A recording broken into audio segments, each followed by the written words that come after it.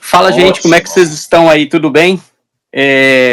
Hoje a gente está aqui fazendo uma live especial para a gente poder falar um pouquinho sobre asilo aqui nos Estados Unidos, depois desse novo momento aí com o Trump, né? Alex é a pessoa lá da Clean Page Solution, que é Caminho Limpo Soluções, não é isso? O Caminho Limpo Soluções, não é isso? Soluções para o Caminho Limpo.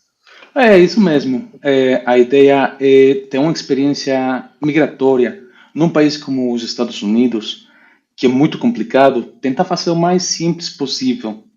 Na verdade, esse é o momento que a pessoa que está aqui nos Estados Unidos está correndo mais risco, eu acho que desde quando entrou, em outros momentos, eu acho que é o momento que a pessoa mais corre risco. Com Porque, certeza. porque assim, se eu tiver errado, você pode me corrigir, né?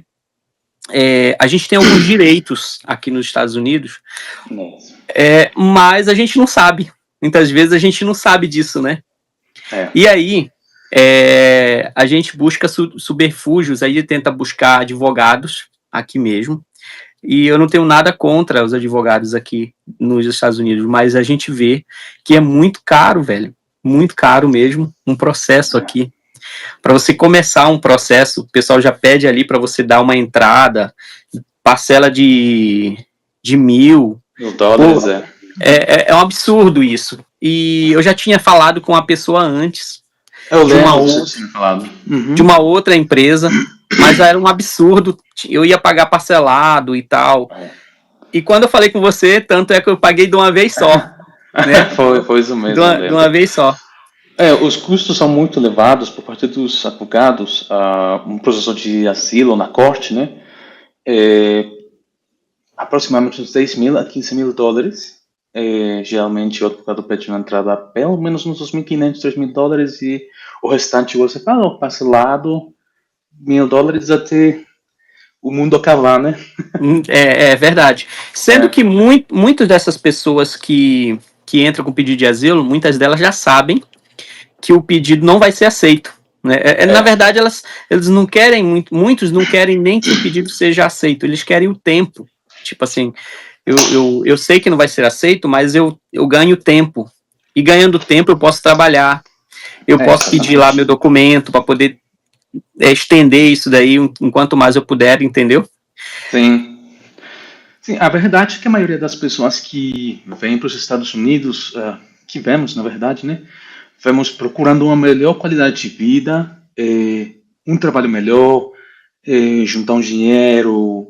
Então, isso não se encaixa com o asilo e o que você fala, né? As pessoas, às vezes, não têm um caso muito forte. Não tem um caso.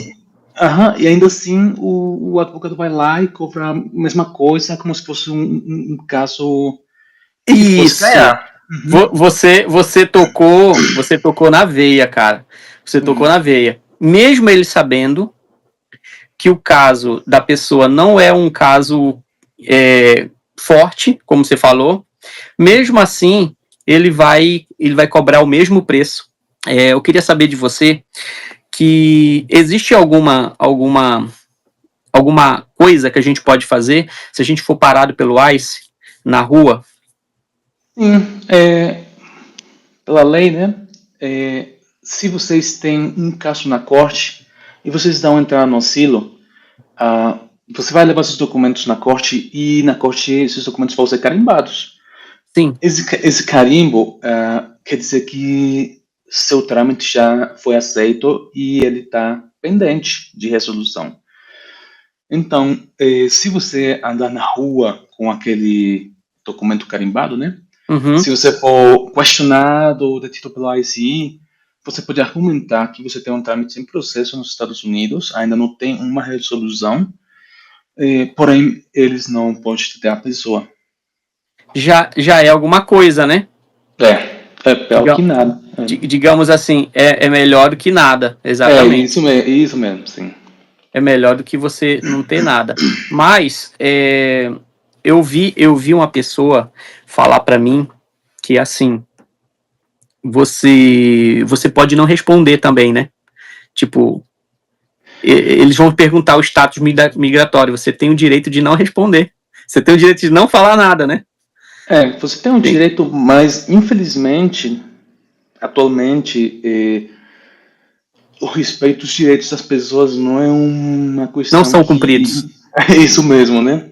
Tipo assim, pessoal, a gente está aqui com o Alex. Ele trabalha num escritório chamado Clean Page Solution. E aí você que tem dúvida de asilo nesse momento aqui nos Estados Unidos, você que tem dúvida de, como é que é o processo desse asilo? Quanto tempo demora? Então, esse é o momento de vocês fazerem perguntas e, quem sabe, tirar a dúvida de vocês, né? O Alex está aqui para isso. O Alex, ele é do México, mas ele mora aqui nos Estados Unidos, né? E ele faz esse trabalho aí, que encurta esse espaço entre você e a sua corte. Mais ou menos, ele levanta teu caso, né? Faz essa pesquisa onde que é a corte. Eu nem sabia, cara, onde é que era a minha corte na época.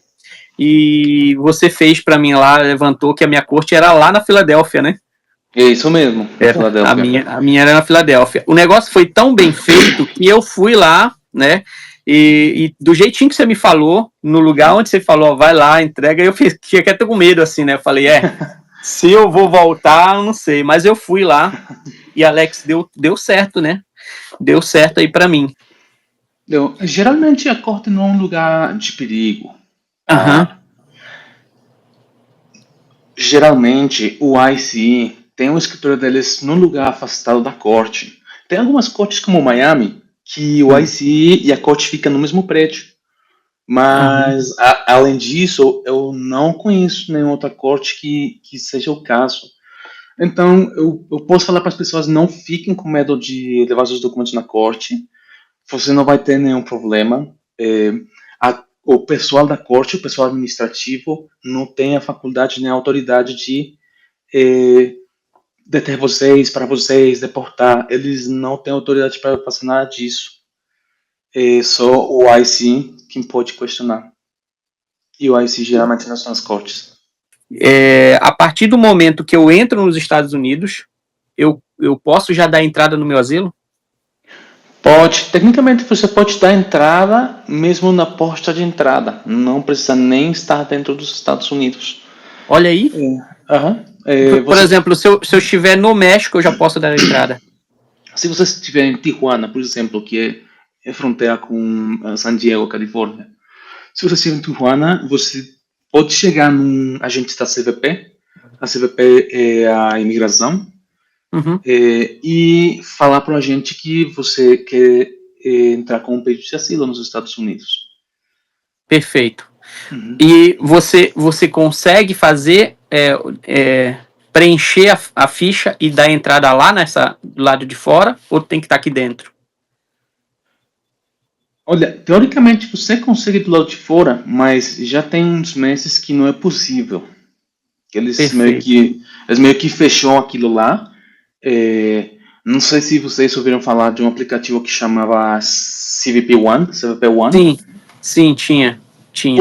O CBP One foi meio que um jeito organizado de fazer isso, mas aí muitas pessoas ficaram fora, né? Que era muito complicado conseguir agendar, marcar um agendamento para se apresentar na porta de entrada dos Estados Unidos. Perfeito.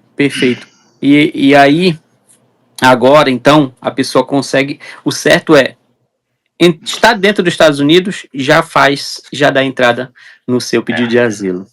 Isso mesmo. Na teoria, você pode entrar nos Estados Unidos e se tiver um telefone com acesso na internet, você pode dar entrada no seu pedido de asilo ainda antes de ser pego pela Border Patrol. Caraca! Você pode até evitar aquela detenção que eles fazem quando a Border Patrol chega. Caraca! Eu já estou com meu pedido de asilo, tá aqui, Boa! você pode olhar no seu sistema. E vai constar no sistema? Vai sim. Olha só, gente. Então, olha o que ele está falando. A pessoa entrou ali nos Estados Unidos. Antes de se entregar, você pode dar entrada no seu pedido de asilo. se você tiver um telefone com internet. É, e aí isso você evita ali aquele ficar preso, né? isso Você evita mesmo. ficar preso. Vai estar aqui, gente, no comentário fixado o contato da Alex para você